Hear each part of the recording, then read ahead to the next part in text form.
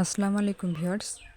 আজকে আমি আপনাদেরকে দেখাবো কিভাবে খুব সহজে তাল থেকে তালের রস বের করে নেওয়া যায়। তো এটা করতে খুব বেশি সময় লাগে না, অল্প সময়ে হয়ে যায়। তো চলুন দেখে নিই কীভাবে তাল থেকে তালের রসটা বের করা যায়। তো এই জন্য এখানে আমি একটা পাকা তাল ধুয়ে পরিষ্কার করে নিয়েছি এবং তালের মুখের অংশে যে খোলাগুলো থাকে ওইগুলো তুলে নিচ্ছি। একটা একটা করে সবগুলো তুলে নেব। তো হয়ে গেছে। এখন একটু একটু করে তালের খোসাটা ছাড়িয়ে নেব।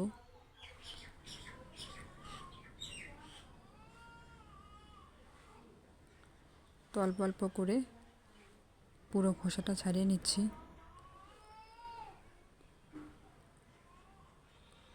তো আমার এটা প্রায় ছাড়িয়ে নেওয়া হয়ে গেছে। তো এখনই উপরের অংশটা ফেলে দেব। এখন আটিগুলো আলাদা করে নেব। আমি এই তালটা থেকে 3টা আটি পেয়েছি। তো এখন তালের নিচের অংশে যে খোসাটা লেগে আছে ওটাও তুলে ফেলে দিচ্ছি।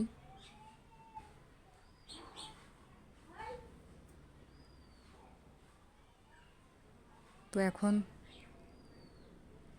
অল্প অল্প করে পানি দিয়ে এই আটিটাকে ভালোভাবে একটু কষলে নিচ্ছি। দেখুন, এই আঁশটা ছাড়িয়ে দিতে হবে, তাহলে তালের গোলাটা খুব সহজে বের হবে। এখানে খুব বেশি পানি দেওয়া যাবে না, সামান্য পরিমাণে পানি দিতে হবে, তাহলে তালের গোলাটা পাতলা হবে না, আবার তালের রসটাও ভালোভাবে বের হয়ে যাবে। তো এরকম করে প্রত্যেকটা আটি আমি একটু কষলে নেব পানি দিয়ে।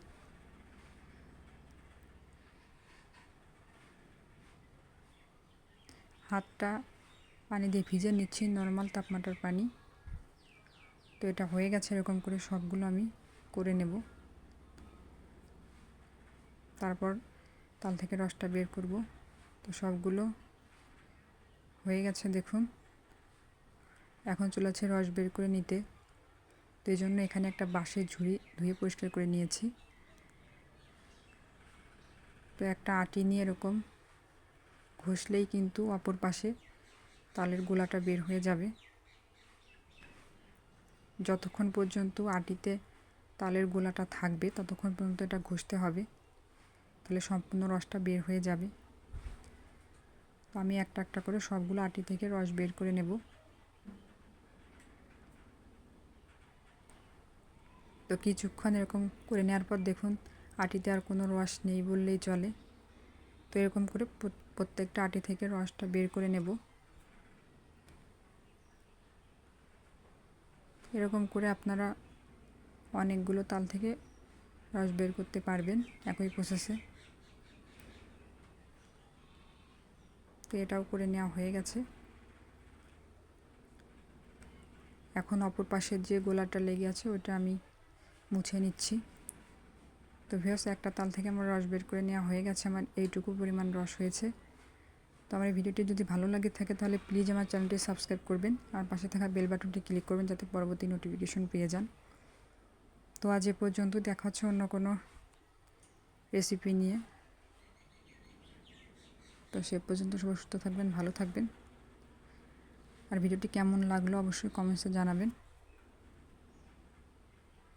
আজ এ পর্যন্তই। আল্লাহ হাফেজ।